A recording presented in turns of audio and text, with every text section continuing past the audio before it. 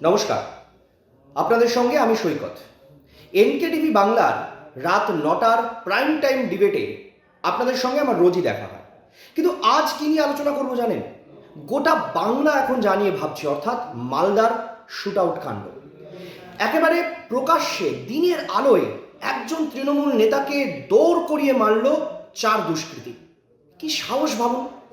এবং অদ্ভুত ব্যাপার এটাই যে সেই তৃণমূল নেতা খুনের ঘটনায়, সেই কাউন্সিলর খুনের ঘটনায় এখনো পর্যন্ত যতজনকে গ্রেফতার করা হয়েছে, যে 7 জনকে গ্রেফতার করা হয়েছে, তারা প্রত্যেকেই কোনো না কোনো এই ঘটনার সঙ্গে জড়িত রয়েছে বলে পুলিশ মনে করছে।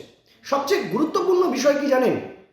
এই ঘটনায় এখনো পর্যন্ত যে 2 জন তৃণমূল নেতাকে গ্রেফতার করা হয়েছে, তার মধ্যে একজন তৃণমূলের বড় নেতা, জেলার টাউন সভাপতি। এখন প্রশ্ন হচ্ছে যে তাকে গ্রেফতার করার পর তিনি কিন্তু প্রকাশ্যে বলছেন যে এই খুনের পেছনে বড় কোনো মাথা রয়েছে। কিন্তু এই মাথা কে? আমরা তদন্ত করে যতটা জানতে পারছি, পুলিশ সূত্রে যতটা জানতে পারছি, যে এই খুনের ঘটনায় 2টো কারণ থাকতে পারে। 1, পুরনো শত্রুতা বা গুপ্ত শত্রুতা, এবং 2, এই খুনের পেছনে রয়েছে ব্যবসায়িক কারণ। রাজনীতির ষড়যন্ত্রের কথা যখন সামনে উঠে আসছে, তার স্ত্রীর পক্ষ থেকে পরিষ্কারভাবে বলে দেওয়া হচ্ছে যে এই খুনের পেছনে যে বড় মাথা রয়েছে, বা যারাই থাকুক না কেন, তারা রাজনৈতিক কারণে খুন করেছে। কিন্তু জেলার নেতারা কার্যত একেবারে এড়িয়ে যাচ্ছেন গোটা বিষয়টা। স্বয়ং মুখ্যমন্ত্রী বলছেন যে তিনি দুলাল সরকারকে চিনতেন, তার পুরনো সহকর্মী। কিন্তু কারা, কোন স্বার্থে দুলাল সরকারকে খুন করলো?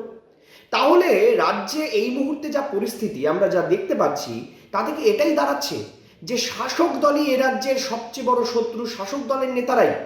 শাসক দলের নেতাদের খুনে যদি শাসক দলের নেতারাই জড়িত থাকে, তাহলে বিরোধীর কি প্রয়োজন? যদিও বিরোধীরা একজোট হয়ে বলছেন আসলে শাসক দলের অন্তর্দ্বন্দ্ব, গোষ্ঠী সংঘর্ষকে ঢাকা বা ধামাচাপা দেওয়ার চেষ্টা করছেন রাজ্যের মুখ্যমন্ত্রী মমতা বন্দ্যোপাধ্যায়। আমরা আজ রাত 9টায় পরিষ্কার করে বোঝার চেষ্টা করব যে এই রাজ্যে আগামী বিধানসভা নির্বাচনের আগে এ রাজ্যে শাসক দলের সবচেয়ে বেশি চিন্তার কারণ শাসক দলের গোষ্ঠীদ্বন্দ্ব, শাসক দলের নেতাদের অন্তর্দ্বন্দ্ব, নাকি বিরোধীদের বৃদ্ধি। চলুন আজ রাত 9টায় তার খোলাসা হবে, তথ্যভিত্তিক আলোচনা হবে যুক্তি বিশ্লেষণের মাধ্যমে। আপাতত গুড বাই।